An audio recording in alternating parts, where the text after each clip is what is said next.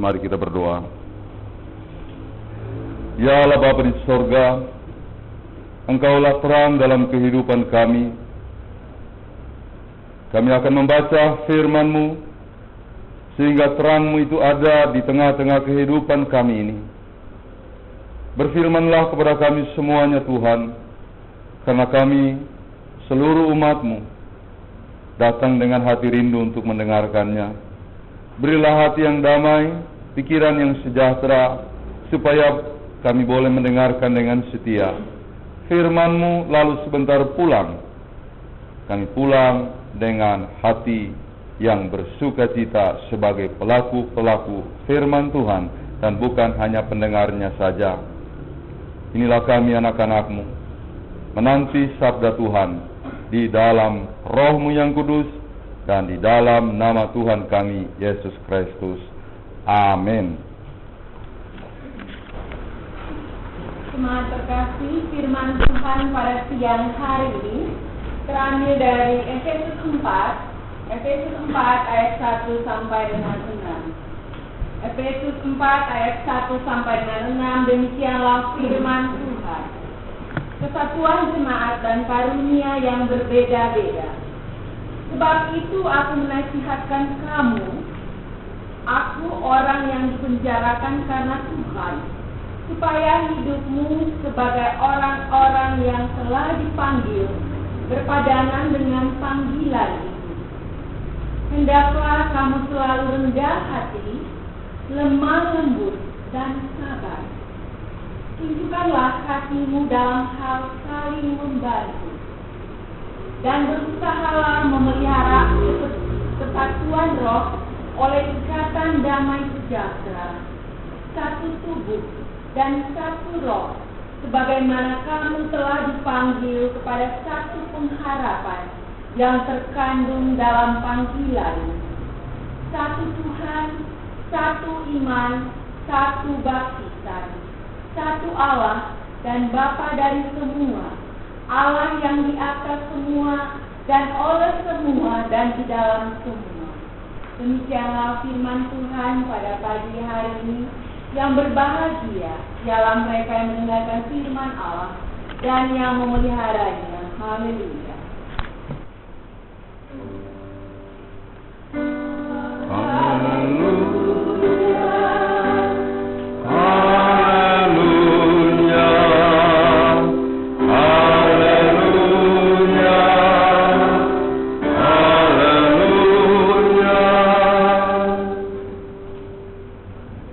Mengucapkan selamat atas hari-hari kita yang penuh perkembangan. Dulu terakhir saya mimpin, saya belum melihat lantai yang rapi seperti ini, tapi kali ini saya sudah berdiri di atas sebuah lantai yang sangat indah, dan semuanya berkat Tuhan. Amin. Kalau bukan Tuhan, siapa lagi yang bisa membangun rumahnya selain atas kehendaknya?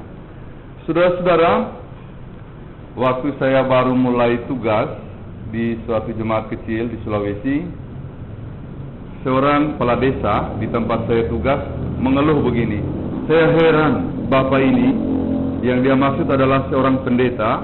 Dia mengatakan bahwa pendeta itu kok jarang bergaul, kita upacara dia nggak ikut, kita adakan 17-an dia nggak ikut, kita minta pemudanya supaya terlibat, nggak juga dikirim, dan hampir dalam segala hal dalam kehidupan bersama dia nggak ikut. Bukan cuma kepala desa yang mengeluh, masyarakat juga menyampaikan hal yang senada. Akibatnya pendeta itu menjadi terasing. Dia berada di suatu desa, tapi dia tidak bersama-sama dengan orang-orang di desa itu. Dia menjadi terasing dan sulit diterima oleh masyarakat di suatu kampung kalau misalnya dia selalu menutup diri, tidak mau terlibat. Dia seorang pendeta, tapi saya tidak tahu mengapa sampai itu menjadi sikapnya. Saya juga tidak mencari tahu apa yang sebenarnya menjadi ajaran gerejanya, sampai hal-hal sosial seperti itu sangat ditolak dan dia tidak mau terlibat. Nah, saudara-saudara, dia menjadi terasing sampai masa terakhir saya dengar tidak diterima oleh orang-orang di situ. Bagaimana mau kita mewartakan Injil kalau kita tidak bisa masuk di dalam suatu masyarakat? kalau kita tidak bisa terjun dan membaur dengan masyarakat. Saudara-saudara, dalam lingkupan bergereja, kalau kita disebut anak-anak Tuhan, anak-anak gereja, lalu hidup kita tidak berpadanan dengan Injil Kristus, kepala gereja akan mengeluh. Kenapa orang itu tidak mau terlibat, tidak ikut, diam saja malah menolak semua hal yang sudah kuperintahkan sebagai prinsip-prinsip bahkan norma-norma dalam bergereja. Dia akan menjadi orang yang asing. Dan supaya kita tahu bahwa alangkah malangnya orang yang sudah disebut anak Tuhan tetapi terasing dari Tuhan. Perlu ditandaskan pada siang hari ini sebuah renungan untuk penyadaran bahwa sayang kalau Anda dan saya sebagai orang Kristen asing di mata Tuhan karena kita tidak melakukan kehendak-Nya. Menyedihkan, sangat menyedihkan. Yang lain yang perlu saya sampaikan begini, mestinya sebagai anak-anak Tuhan yang disebut anak-anaknya yang adalah ahli waris kerajaan sorga, selalu mendapatkan hak-hak yang dari Tuhan sebagai anak. Kita diangkat sebagai anak, pantas untuk mendapatkan hak-hak itu. Tapi mengapa hak itu tidak juga muncul dalam kehidupan kita? Karena kita tidak hidup sepadan dengan Injil, tidak melaksanakan apa yang menjadi kehendak Kristus untuk mencerminkan bahwa memang saya anak orang Kristen, tapi gerejanya nggak pernah, atau ya kapal selam, kadang tenggelam, kadang muncul. Kristen Senin Kamis, orang Kristen, tapi nggak pernah membantu orang lain. Tetangganya kedukaan, dia nggak peduli. Ada orang sakit, dia nggak mau kunjungi. Saudara-saudara, saya punya pengalaman begini, pengalaman pribadi. Sebenarnya bukan hal istimewa, tapi menjadi sesuatu yang membuat saya takjub juga. Sekali waktu saya diperiksa gitu ya, kesehatan saya. Bapak nggak ada penyakit. Loh, saya pikir saya udah pernah masuk harapan kita. Kemudian saya ini tukang begadang, jarang tidur jam 2, paling jam 3 atau jam 4. Kalau ada kegiatan pagi biasa tidurnya cuma sejam atau 2 jam lalu terlibat dalam aktivitas. Kalau nggak ada kegiatan pagi ya agak lumayan bisa tidur sampai jam 10. Tapi dibilang saya nggak punya penyakit. Saya bilang puji Tuhan. Terus waktu saya tanya, kok saya nggak ada sakit? Ya, saya kan sudah begadang, sudah begini. Bapak melaksanakan hal-hal yang katanya untuk yang di atas. Bapak kan sering berkunjung ke orang sakit, masa Bapak harus sakit? Begitu kan? Bapak dibuat sehat. Saya bilang ya puji Tuhan. Kemudian saya bercanda kepada teman-teman, biar kamu jangan sakit, coba pergi lihat orang-orang sakit. Lihat orang sakit supaya kalian jangan sakit. Tapi kalau kalian nggak pernah lihat-lihat teman yang sakit, ya malah kalian yang jadi sakit. Saudara-saudara yang dikasihi oleh Tuhan, orang Kristen katanya, tapi nggak pernah memberikan citra hidup sebagai orang Kristen. Ya bagaimana akan mendapatkan hak-hak dari Tuhan? Bagaimana? Lalu kalau umpamanya kita mendapat kesulitan lalu bertanya, Tuhan kenapa saya begini? Jangan tanya Tuhan kenapa saya, Tuhan kenapa engkau begitu? Harus ditanya, saya kenapa sampai begini? Karena penderitaan dan kesulitan hidup adalah alat koreksi yang harus membuat kita sadar tentang kelemahan-kelemahan kita lalu bersandar sepenuh-penuhnya kepada Tuhan.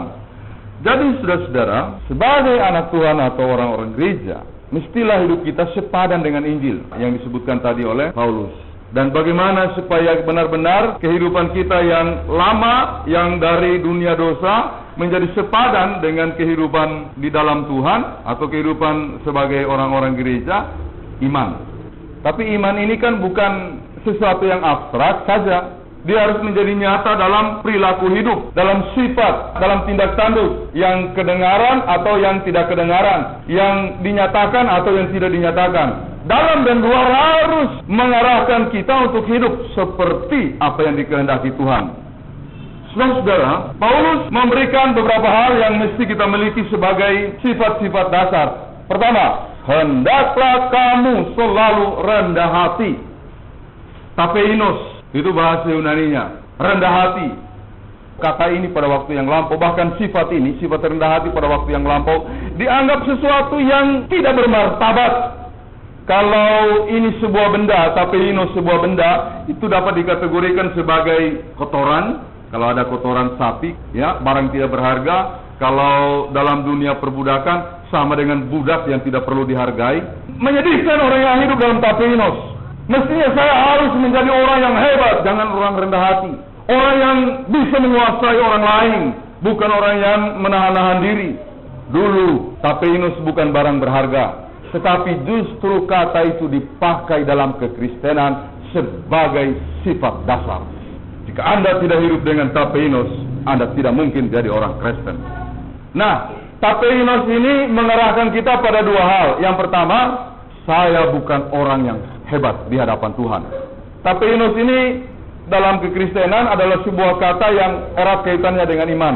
Artinya membuat kita melihat Tuhan. Dan ketika memandang Tuhan, saya berkata, saya tidak layak. Ketika orang Farisi dan orang berdosa, pemungut cukai berdoa di bait Allah, sang Farisi berkata, aku ini hambamu, aku tidak berbuat dosa, aku tidak menipu, bahkan aku tidak seperti si pemungut cukai ini. Tapi si pemungut cukai berdoa dengan tertunduk dan memukul-mukul dirinya serta berkata, Tuhan, saya bukan orang layak. Lalu Tuhan Yesus berkata, siapa yang diterima Tuhan dari kedua orang itu yang berdoa? Bukan orang Farisi yang sok suci, tetapi sang pemungut cukai yang merasa tidak layak. Mau bagaimana kita merasa layak di hadapan Tuhan? Dia Maha sempurna. Kita penuh dengan kekurangan. Apa yang pantas kita bawa untuk mengatakan saya hebat? Apa yang pantas untuk kita katakan di hadapan Tuhan, saya luar biasa?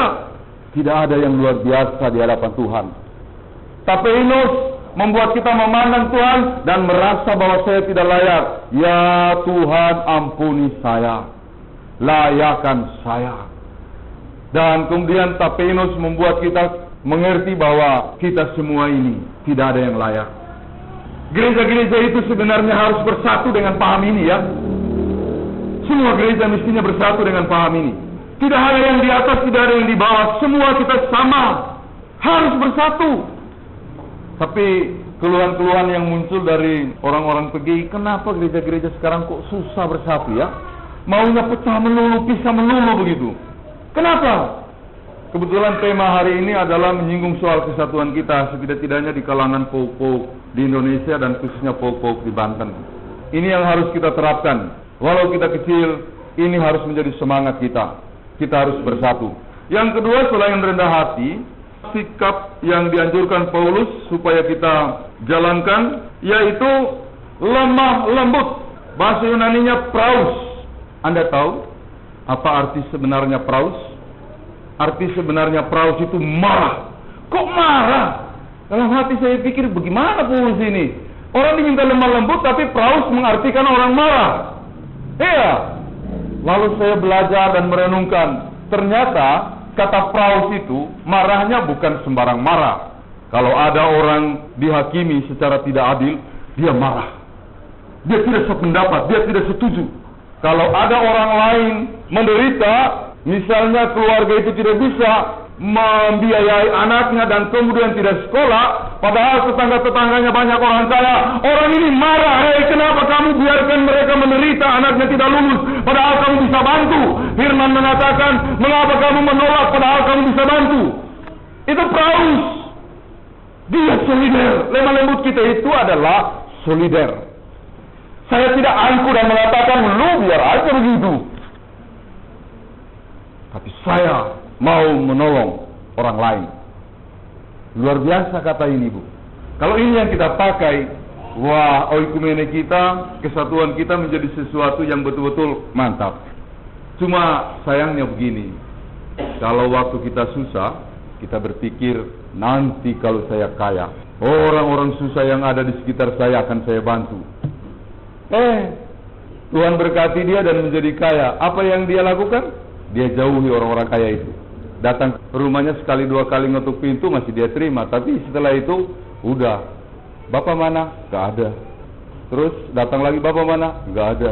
Padahal ada. Anaknya dipesan supaya bilang gak ada. Ketika orang itu mungkin lewat di samping rumahnya, pas di situ ada dinding yang kebetulan dibuat bolong-bolong biar ada angin masuk. Ada kaki di situ. Nak, itu kaki siapa? Oh, bapak tadi pergi, kakinya ditinggal gitu. Bapak tadi pergi, kakinya ditinggal. Padahal ada bapaknya di situ. Saudara-saudara, praus membuat kita untuk lemah lembut, membuat kita harus solider kepada orang lain.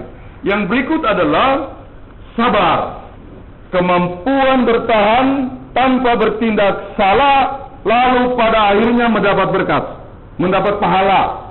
Kemampuan bertahan tanpa berbuat salah, lalu pada akhirnya mendapat berkat, mendapat pahala. Itu sabar. Kalau dalam penderitaan harus sabar. Walaupun kita diusir dari sana, sabar, gitu kan? Ya kan, Bu Nelma ya? Ya, Pak Hendrik ya, kita harus sabar gitu ya. Kalau nanti juga ini dibakar, sabar ya. Ya, mau bilang bagaimana lagi, gitu kan? Semua bentuk penderitaan itu adalah proses untuk menguji benar-benarkah kita ini emas murni atau emas palsu. Jangan balas kejahatan dengan kejahatan, tapi balas kejahatan dengan kebaikan. Mau bilang bagaimana lagi? Ya itu memang jalan hidup kita. Siapa yang menjalani, ya benar-benar akan setia. Dr. Rick Warren bilang, hidup di dalam dunia ini merupakan masa persiapan untuk kita masuk pada hidup yang sebenarnya nanti. Jadi kalau kita gagal di sini, ya gagal di sana. Jadi mari kita jalani hidup ini dengan semangat. Saudara-saudara, lalu saya pernah merenung-renungkan begini. Apa benar penderitaan itu betul-betul membuat kita berserah gitu kepada Tuhan ya? Betul-betul berserah kepada Tuhan. Sebab begini, yang saya lihat dan amati, kalau pencobaannya masih kecil atau masih bisa ditanggung, ya masih bisa, doanya belum keluar. Tapi kalau pencobaannya betul-betul berat, Tuhan, berapa lama aku ditinggal. Ini lagu Pesparawi waktu di Medan, kebetulan saya ikut. Itu doa-doa kita. Tuhan, berapa lama lagi aku ditinggal? Kau tinggalkan aku. Berapa lama lagi aku bersedih? Ya, itu menjadi doa-doa kita. Minta supaya Tuhan melakukan pertolongan. Setahun minta, 2 tahun minta, 3 tahun minta, 10 tahun minta, 20 tahun minta, 30 tahun minta. Gak datang-datang. Apakah kita masih berdoa? Seringkali doanya total dihentikan. Tuhan, saya sudah meminta, tapi tidak dijawabkan. Dia berhenti berdoa. Jangan anggap bahwa penderitaan itu seringkali membuat orang betul-betul berserah diri. Yang terjadi adalah orang kemudian frustrasi dan benar-benar lupakan Tuhan. Padahal sebenarnya dia berada dalam proses pengujian yang paling tinggi. Sebentar lagi dia akan menerima, tapi gagal. Gagal. Saya kan pernah berikan contoh mengenai orang yang pikul salib gitu ya. 2 orang disuruh untuk pikul salib. Salibnya besar begitu ya. Mereka harus mendaki gunung yang tinggi. Lalu mereka pikul salibnya karena diperintahkan oleh Tuhan. Waduh, capek juga pikul salib besar naik gunung, apalagi jalannya bukan jalan aspal gitu ya. Jalannya kadang-kadang berbatu, kemudian ada yang harus dilangkahi dengan sekuat tenaga. Nah, yang satu kemudian berpikir begini, ini kan salib. Ya. Udah, saya buat kecil aja, yang penting masih salib kan? Iya. Salib besar, salib kecil sama apa enggak? Sama, ya salib. Dia potong, dia buat lebih kecil. Wah, ini baru mikul salib, enak gitu kan? Udah, yang satu kepayahan dia enak. Situ salib besar, sini salib kecil, sama aja, nggak ada bedanya. Kalau Tuhan marah, ini salib, apa bedanya? Yang satu kepayahan sampai ketinggalan, yang tadi udah korting, ya, udah permak sampai duluan. Dia istirahat, ongkang-ongkang kaki. Berjam-jam kemudian baru muncul yang kedua. Setelah dua-duanya di atas, rupanya di situ ada jurang, ya, ada jurang. Mau lompat agak berat juga, nggak bisa. Nggak terlalu luas sih, tapi kalau dilompati nggak sanggup. Lalu Tuhan bilang, silakan menyeberang ke jurang. Tuhan, bagaimana caranya kami nggak bisa lompat? Salibmu telentangkan di situ, di jurang. Saudara-saudara, yang bawa salib besar dia telentang, nyampe, dia jalan, tembus. Yang satu dia pasang-pasang nggak nyampe gitu. Dia udah serahkan nggak nyampe, mau lompat nggak bisa, akhirnya dia nggak bisa terus. Jangan korting iman ya, imannya jangan dikorting Bapak Ibu. Kalau umpamanya disuruh tugas dari majelis, full dilaksanakan, jangan dikorting-korting. Mau kerja siang atau malam, kalau sudah waktunya laksanakan. Jangan main over gitu ya. Ya, karena mau pengen ketemu teman atau keluarga udah lama, dibatalin tugas kemajelisannya. Itu paling buruk itu bagi saya. Dan seringkali dilakukan oleh pelayan-pelayan. Gampang aja over gitu tugas-tugasnya. Jarang saya menemukan prinsip majelis. Tugas hari ini, mau apapun yang terjadi, saya harus laksanakan. Tapi ya, kita memang orang Indonesia paling suka diskon gitu ya. Kalau belanja maunya yang diskon 20%, 50%, kalau perlu yang 100%. Kemana-mana maunya di korting. Tapi kalau mau terima gaji, coba di korting, waduh, ngamuknya luar biasa. Iman jangan di korting ya. Apa yang kita terima bawa, pertahankan. Tugas yang diberikan kepada kita, jangan dipotong-potong, laksanakan sepenuh-penuhnya. Laksanakan. Pasti kalau kita laksanakan, Tuhan tahu ini orang melakukan tugasnya dengan baik. Ini kesehatan, ini keperluanmu. Ini yang kamu mau lakukan. Tuhan juga tidak buta. Yesaya 59 mengatakan, tangan Tuhan tidak kurang tajam, tidak kurang panjang untuk menolong. Dan telinga Tuhan tidak kurang tajam untuk mendengarkan. Apa yang kurang dari Tuhan? Cukup. Saudara-saudara, kita ini lagi menyelenggarakan Popli Trionti Basketball se-Jawa Bali, tapi juga diikuti oleh tim dari Medan, Kalimantan, dan Papua. Nah, kalau tahun lalu kita menggalang dana agak enak, tapi tahun ini waduh, kita empot-empotan itu, agak berat. Nah, kita masih punya kekurangan dana sekitar 25 juta lah begitu ya. Maju mundur, tapi kita selalu berdoa maju. Tuhan itu memberkati, tidak kurang, terus maju. Peserta sudah siap, bahkan kemarin sudah datang, harus dilaksanakan. Ya ramai juga gitu ya, laksanakan. Sebentar kita mau nonton lagi. Kalau mau ikut aja nanti, gratis gitu ya. Pada waktu Bapak Menteri memberikan sambutan, tiba-tiba dia mengatakan begini, ini terus dijalankan. Pemuda-pemuda gereja harus menjadi sehat. Supaya ini sukses, saya sumbang 30 juta. Kurang apa lebih? Lebih. Padahal kita udah berpikir minjam sana minjam sini untuk nutupin dana. Bapak Menteri ngomong, saya sumbang 30 juta. Luar biasanya lagi, tahun depan harus diselenggarakan lagi, tapi dengan serapi-rapi mungkin dan dipersiapkan sematang-matang mungkin. Saya siapkan dana 50 juta. Berkat Tuhan, mengalir tidak kurang. Yang penting bekerja dan lakukan. Iman jangan taruh di sini, di atas malah kalau bisa, di atas hidup kita. Orang Kristen itu kan terjamin, tapi kok mengapa kita kadang-kadang susah maju gitu ya? Terus mau merancang apa lagi di sini? Sekolah minggu, pantang. Mau merancang apa lagi di sini? Rumah pendeta mungkin. Kalau rumah pendeta cukup nggak ya? 1 meter tapi dibuat panjang ya, 10 meter gitu kan? Iya kan? 1 meter tapi dibuat panjang 10 meter. Ya rancang, silakan. Yang penting dia bisa tinggal di situ. Daripada tinggal jauh-jauh gitu kan? Ada masalah kan sulit begitu ya? Takutnya pendeta kalau tinggal di jauh menghindar, kalau dibakar dia bisa duluan selamat gitu kan. Ya tapi jangan bilang sama Pak Daud gitu ya, bukan untuk dia. Baik, jalankan ya. Sabar, bertahan, maju terus, bertahan, maju terus. Yang berikut, kasih, yang diwujudkan lewat saling membantu. Saudara-saudara, soal kasih, saya percaya dari kecil sampai besar kita selalu diajar kasih. Kasih ada berapa macam? Kasih pertama kasih apa? Yang kedua?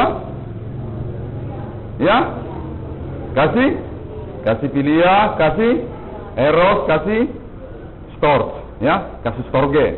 Nah, yang disebut di sini kasih dalam kata agape. Kasih filia, kasih antar orang-orang yang akrab. Saya mau korban untuk dia karena saya sahabat saya. Ya, tapi kalau bukan sahabat saya nggak mau korban. Itu filia. Kalau kasih eros, itu kasih antara Pak Hendrik sama ibu ini. Contoh misalnya, antara laki-laki dan wanita. Itu kasih antara laki-laki dan wanita. Kasih birahi istilahnya. Storge itu kasih ikatan darah.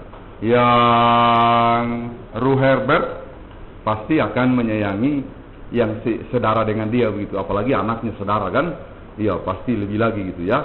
Tapi di luar itu belum tentu dia sayang. Kasih agape. Ada yang bisa menjelaskan apa kasih agape? Boleh? Kasih agape, kasih apa? Saya tahu kita semua sudah pernah mendengar. Saya ingin mendengarkan refleksi kita gitu, ungkapan kita. Kasih agape, kasih apa? Kasih yang tertuju kepada Tuhan. Tapi sebenarnya artinya agape, kebajikan yang tidak terhalang. Kebajikan yang tidak terhalang. Misalnya saya melakukan sebuah pekerjaan, difitnah. tapi saya tetap berbuat baik kepada dia. Fitnahan dia tidak menghalangi saya untuk berbuat baik. Saya pergi ke suatu tempat dipermalukan, tapi saya tidak terhalang dengan tindakan dia untuk tetap mengasihi dia. Saya jadi majelis diomong begini begitu, tapi saya tidak terhalang. Omongan orang itu tidak membuat saya berhenti, lantas saya stop untuk melayani. Tidak, saya terus melayani. Saya melayani bukan untuk omongan, bukan untuk siapa-siapa, untuk yang di atas. Kolose 3 ayat 23. Apapun yang kamu perbuat, perbuatlah bukan seperti kepada manusia, tetapi seperti kepada Tuhan. Itu yang harus kita lakukan. Wah, ini agape, kebajikan yang tidak terhalang. Itu yang ditunjukkan oleh Tuhan Yesus. Dia datang, ditolak. Herodes tolak. Dia dibesarkan di suatu kampung, dibilang tukang kayu. Dia melayani mau pulang ke Nazaret, malah ditolak oleh penduduk. Loh, lu kan kemarin itu tukang kayu, masa lu mau ngajarin kami? Jangan usir dia. Ditolak. Nah, kemana-mana dia diintimidasi. Para penguasa mengatakan dan menangkap dia. Apalagi pemimpin agama yang seharusnya membuka kesempatan bagi kehidupan bermoral. Ini sumber moral yang utama justru digencet gitu, dihancurin. Tapi apa yang dilakukan Tuhan Yesus itu tidak menghalangi saya untuk mengasihi kamu. Aku tetap mengasihimu. Sampai di atas kayu salib dia berkata, Tuhan ampunilah mereka, karena mereka tidak tahu apa yang mereka perbuat. Waduh, ini hati, memang hati yang agapes, hati yang betul-betul hati Allah gitu. Dan kita diminta untuk menjabarkan hati itu. Siapa yang punya musuh di sini berhenti. Siapa yang tidak suka kepada majelis A dan B berhenti. Kemudian kalau ada pelayan yang tidak senang kepada jemaat karena dia tukang kritik, tukang omong dan lain sebagainya, udah, jangan pusingkan itu, terus melayani. Bahwa dia mengomong begitu, kemudian jangan kadar kunjungan kita ke dia atau kadar pelayanan kita kepada dia dikurangi, jangan dikorting gitu kan. Ntar salibnya nggak nyampe gitu di sorga. Iya, jangan dikorting ya. Terus dilaksanakan, terus dilayani. Nah, saya sengaja mengajarkan ini sebab kesatuan kita, ya, oikumene kita, nggak akan bisa maju tanpa segi-segi ini. Kalau bicara kesatuan, kadang-kadang itu slogan belaka, tapi isinya kita nggak tahu. Ini isinya. Tapi apa yang terjadi sekarang? Gereja-gereja malah berantem. Nggak ada rendah hatinya, nggak ada lemah lembutnya, nggak ada sabarnya gitu, nggak ada sabarnya. Egois semua, egois, merasa paling kuat, paling benar, ya. Yang paling bahaya sekarang memiliki, kayaknya Tuhan itu cuma punya dia begitu. Aduh, saya kadang-kadang berpikir pusing gitu ya. Sampai ada omongan yang Roh Kudus hadir di sini di antara kita. Kita inilah yang terjamin. Loh, yang lain emang nggak terjamin. Aduh, saya jadi bingung begitu ya. Omongan begitu bahaya. Padahal coba lihat Alkitab berbicara tentang Yesus yang sebenarnya. Kadang-kadang Yesus yang dalam pikiran kita itu jauh lebih buruk dari Yesus dalam Alkitab, ya. Yesus dalam pikiran kita lebih dipengaruhi oleh pikiran dan keinginan kita. Coba lihat, para politikus kalau ngomong mengenai iman Kristen, tujuannya apa? Supaya mendapat banyak suara kan? Kadang-kadang lebih dipengaruhi pikiran kita ketimbang iman.